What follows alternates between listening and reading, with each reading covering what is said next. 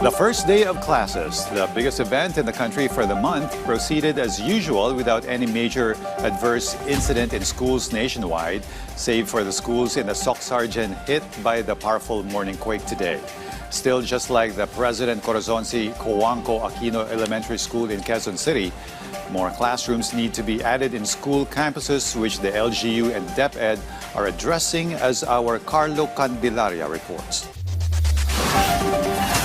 Elena woke up early this morning to bring her youngest child to the President Corazon C. Aquino Elementary School, accompanying her child before heading off to work. Puyat, kasi piniprepare po lahat. Excited po ba? Opo, excited na nahihiya siya. Meanwhile, Joanne, another mother, carefully planned for the return to school of her child who was excited to attend classes today. She also shared a message for her child's first day of school. Huwag siyang kabaan. Marami naman officers dyan.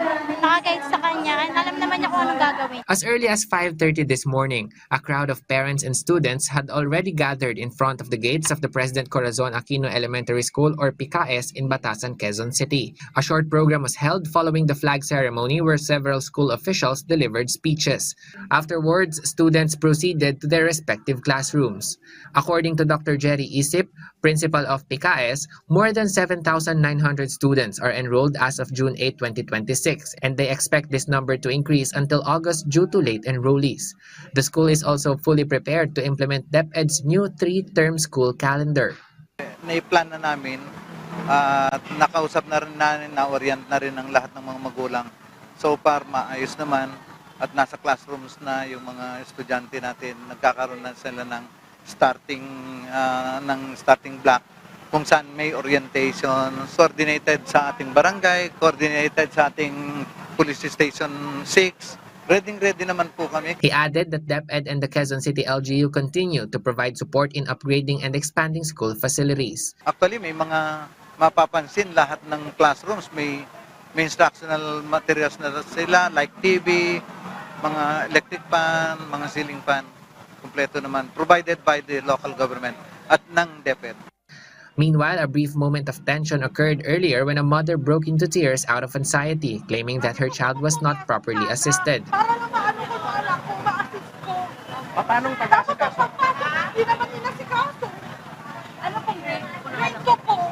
The school management immediately addressed and resolved the issue. Medyo naiwan na nakatayo pa, wala pang nakapag-assist sa kanya.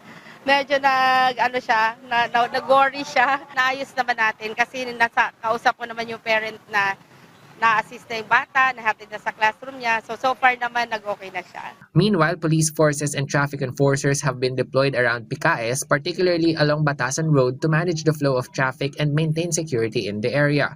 According to Batasan Police Station Commander Police Lieutenant Colonel Jemer Tubiera, they conducted an ocular inspection last night and have set up a police assistance desk at the school. Din po kami ng hugumit kumulang mga 60 PNP personnel at nag-coordinate din po kami sa mga iba't ibang mga agencies para mapanatili yung kapayapaan at maging smooth yung pagpasok ng mga estudyante. Carlo Luis Candelaria for The Nation.